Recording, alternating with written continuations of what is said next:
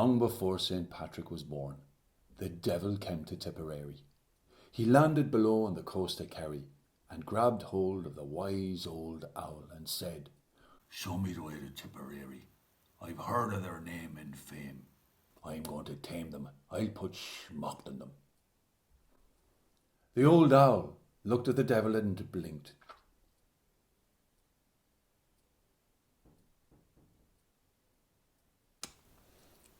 And pointed the way for the devil to follow it. Of course, the old owl took him the wrong way, right along the coast of Munster, until they got to East Cork, Ballymacoda. And then the owl pointed north and said, "Lucifer, if you go and follow that star to the north, it will lead you into Tipperary. It will lead you between Claheen and Ballybacon, where they love the hurling, and you'll be right in there among the Tipperary crowd, and you'll defeat them easily." And the devil went on his way. The owl followed. It wanted to see what would happen. It would try and help the people. The devil was a right dandy, and as he went along, his tail wagged behind him. His hooves were so shiny you could use them as a mirror. He had a fine Dalian moustache and a fine schmig of a beard, all waxed good. But when he got up to the Knockmealdown Mountains, he realised the owl had put him the wrong way. 'Twas the hardest way to go to Tipperary. Soon he was in the middle of a bog alongside Knockmealdown, and he was crashing around in the muck and the mud, falling over into briar and bramble bushes, getting stung by nettles. He was foul. Well, he put his back to the side of Knockmealdown, and he said to himself, "I'll rest the night here. I'm tired after my journey. If I ever catch that owl again, I'll pluck him. And as for the tip crowd, when I'm in the morning all good and fit, I'll jump over the mountain and I'll take to them." As soon as the devil was asleep, the owl flew over his head in the dark, quietly made its way over the Knockmealdown Mountains and into Tipperary. And it roused up all the birds to alert the people about what was going to happen. Soon the birds of Tipperary, they were shrieking and making a mighty commotion. There they were, the crows and the magpies, the ducks and the geese, from their gobs great sounds released. The swans and the roosters, the curlews and the hen made mighty noises from the farms and the fens, and throughout Tipperary house walls did shake, underneath their beds the people did quake, and the druids, those wise ones of prophecy, they leapt out of their labbas when they heard the cacophony. They ran outside and saw the signs. The devil on Tipperary had evil designs. The druids, they gathered the people of Tipperary together, and they said, "This is serious. The Prince of Darkness is coming, but your Tip, we'll take him on and we'll beat him." All the boys and girls, they were sent throughout the county immediately to pick up whatever pebbles and rocks they could and to get their slingshots. Every Irish youngster in those days learned how to fire the slingshot. They were the best in the world. And 100 of the strongest people in Tipperary, they followed the druids south to the Knockmealdown Mountains, and they climbed up on top of the mountain beside where the devil was sleeping. They could hear him snoring. The druids, they said to the people, "Now, push the biggest boulders you can find." The strongest 100 of all Tipperary, men and women, they got big mighty boulders and they pushed them over the side of the hill down on top of the devil's head. He woke up with stars in his eyes. He was getting battered and bruised, and in desperation he began throwing rocks back, but he staggered away stunned. The druids withdrew with the people. "We're doing well," they said. "This is senior hurling. We'll have him bait yet." The devil was shocked. When the sun came up, he decided he needed a few days to ease his bruised, battered body, and he began to dig a hole in the ground beside Knockmealdown. He said he'd make himself a headquarters there, a nice hole where he could hide in case they threw rocks at him again.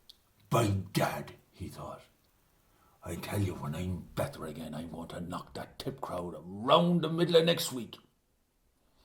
In the meantime, he began to capture cattle and sheep on the hills to make him strong again. The druids noticed this, and they got some cows that were sick from eating ragwort, and they sent them round the side of the mountain. When the devil saw them, being the glutton he was, he grabbed a hold of them and ate them all. Soon as he ate the sick cattle, sure didn't he get sick himself. And he was lying there up against the side of Knockon Beloga, and he roaring and screaming in pain. The Druids and the people were busy. They had collected all the stones and pebbles and rocks they could. They made piles of them the length of the county. Then the people from the different parishes, they were all waiting for a chance to get at the devil. And the Druids said, "Be patient, the time is coming." Then the Druids and the strong 100 went back up the mountain, beside which the devil was making his headquarters. And they got ready. The Druids said, "We're going to damn the devil." They made a dam at the top of the mountain. Quietly they scraped out a big hole in the side of the mountain, and they put a barrier of stones there. And then the Druids diverted the mountain streams into it. And then they raised up their hands and cast spells into the sky that made a mighty storm came and filled up the hole with water. 'Twas brimful. The devil, when he heard the sound of the storm, he cowered down in the hole that he had made. He thought, "That place Tipperary sounds fierce dangerous, but I'll go and get him by tomorrow." But when the sun came up in the morning, the Druids were ready. And they shouted, "Scéalaí!" And the people at the top of the mountain, they began to fire rocks down at the devil. And then the Druids released the dam, and thousands of tons of water came flying down onto the devil's head in the hole. He had to swim for his life through the cascading water. Up he jumped. And then the people came round the sides of the mountains from all over Tipperary, and they having their slingshots and rocks and stones, and the chase was on. The devil got into Tipperary all right, but the wrong way. He was being chased all the way from Claheen up through Cahir and Galtymore. They threw the rocks and the devil did roar. At the top of the Galties he got some respite for the night, but the Druids and the people resumed the attack at daylight. He kept on running through Tipperary town, and the traffic in Tip town had made the devil frown. And then he ran on through the glen of Aherlow, and the boys and the Druids shouted, "Go, go, go!" And they threw them stones and slingshots too, until the devil went through Antiquities and on to Drummaneer, and they bait him with the stones there and brought out tears. He ran along the side of the lake to Terryglass. Oh, the slingshot throwers in Terryglass were class. He scuttled along to Boris O'Kane. They attacked him like terriers. The devil fled in pain all through the day until the coming of the night. He met it at the top of a mountain near Templemore. There he was at the top of Argentina in terror. He thought he was safe. But little did the devil know, above his head in the darkness was the friend of the Druids and the people, Uachtaráin the owl, who pointed down. And the people saw where the devil was hiding. And when the sun came up, the Druids gave the signal, "Scéalaí!"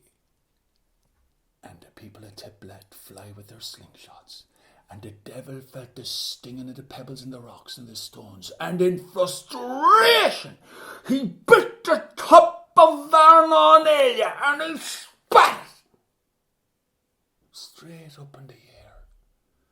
It flew past the people and the Druids and the owl and the birds and the animals at Tip, and it landed over 20 miles away. And by the time it landed, the devil was gone beyond it, fleeing out of Tipperary. In abject pain and misery, he never met the likes of it. He got to the Knockmealdown Mountains, and he jumped into the lake that had formed where he was digging the hole for his headquarters. He leapt in there to ease the pain of his wounds, and then he heard them coming on behind him, and he started running again and never stopped. And as the devil fled, he heard the Tip people cry out the chant behind him, "Ah, the devil, he went to Tipperary, but he found the people crossing contrario. The bet him well sent him straight back to hell, the bold gallant people of Tipperary." And behind them, the devil left some landmarks, which are there in Tip to this day. The mountain he bit the top of, it's called in English the Devil's Bit. And of course you know what happened to the top of it that he spat out. It landed far away and became the Rock of Cashel, where the kings of Munster had their fortress. And as for the lake, that's not only one of the prettiest places in Ireland, it's one of the prettiest places in the whole wide world. Baylock in the Knockmealdown Mountains. That's how the devil, so hairy and scary, was bait by the people of old Tipperary.